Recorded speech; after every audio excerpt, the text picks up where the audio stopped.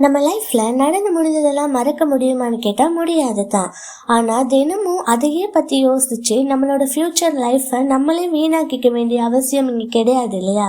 நம்ம தவறு செஞ்சிருக்கலாம், ஒரு நல்ல சான்ஸை மிஸ் பண்ணியிருக்கலாம், மணி லாஸ் பண்ணியிருக்கலாம், நம்மளோட டைமை வீணாக்கி இருக்கலாம், ஒரு தவறான பர்சனை நம்பி ஏமாந்துருக்கலாம். இது எல்லாமே நடந்து முடிஞ்ச விஷயங்கள். இதை பத்தி யோசிக்கிறதுனால நம்மளுக்கு எதுவுமே நடக்க போறது கிடையாது. இது எல்லாமே தெரிஞ்சும் நம்ம எதுக்காக அந்த பாஸ்ட் லைஃபை பத்தியே யோசிச்சுட்டு இருக்கணும்? கடந்த காலம்னா என்ன தெரியுமா? அது ஒரு லெசன் புக் மாதிரி. ஒரு புக்கை தந்தா நீங்க என்ன பண்ணுவீங்க? உங்களுக்கு தேவையான விஷயங்களை எல்லாம் அதுல இருந்து கத்துக்கிட்டு பிறகு அந்த புக்கை வச்சுட்டு இன்னொரு புக்கை படிக்க போகத்தானே போறீங்க. அதே புக்கையே திருப்பி திருப்பி படிச்சுக்கிட்டு இருக்க போறோமா? இல்ல இல்லையா? இது மாதிரிதான் நம்மளோட பாஸ்ட் லைஃபையும் நம்ம கடந்து வந்தே ஆகணும்.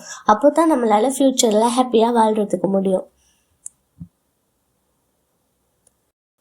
நம்மளோட பாஸ்ட்டை மாற்ற முடியாது தான். பாஸ்ட்ல நம்ம தோல்வி அடைஞ்சிருக்கலாம், ஏதோ காயங்கள் பட்டிருக்கலாம், தவறான சூழ்நிலைகள் நம்மளை தவறான வழிக்கும் கொண்டு போயிருக்கலாம். அதெல்லாமே நமக்கு கிடைச்ச ஒவ்வொரு அனுபவம். அதுல இருந்து எல்லாமே நம்ம ஒவ்வொரு விஷயங்கள் கத்துக்கிட்டு இருந்திருப்போம்.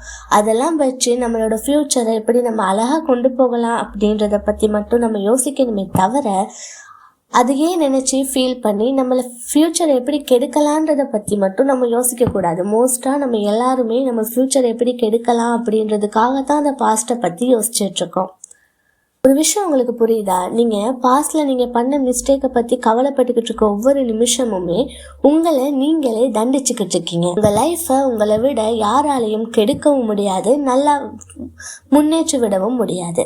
நம்மளோட நினைவுகள் எல்லாமே நம்மளோட நிழல் மாதிரி. நம்ம ஓடுனா நம்ம பின்னுக்கே வரும், நம்ம நின்றா அது நம்ம கூடவே நிற்கும். நடந்து முடிஞ்சதை மறந்துடணும், நடக்க போறதை பத்தி ஃபீல் பண்ணி கவலைப்படக்கூடாது. இப்போ உங்க கையில இருக்கிற இந்த நிமிஷத்துல நீங்க என்ன பண்ணிட்டு இருக்கீங்களோ அதுதான் உண்மையாவே நிலையானது. அதுதான் உங்க நம்ம பண்ண மிஸ்டேக் எல்லாம் பத்தி நம்ம கவலைப்படக்கூடாதுன்னா நம்ம இந்த 3 விஷயங்களை கண்டிப்பா பண்ணி ஆகணும். முதலாவது, நம்ம பண்ண தப்ப நம்ம தப்புதான்னு ஒத்துக்கணும். சரியா? அதுல இருந்து நம்ம என்னெல்லாம் கத்துக்கிட்டோம் அப்படின்றத முதல்ல புரிஞ்சுக்கணும். அந்த கத்துக்கிட்ட விஷயங்களையெல்லாம் வச்சு நம்ம ஃபியூச்சர்ல இப்படியெல்லாம் இருக்க போறோம் அப்படின்றதையுமே நம்ம புரிஞ்சுக்கணும். கடந்த காலத்துல கவனமா கேட்டுக்கோங்க.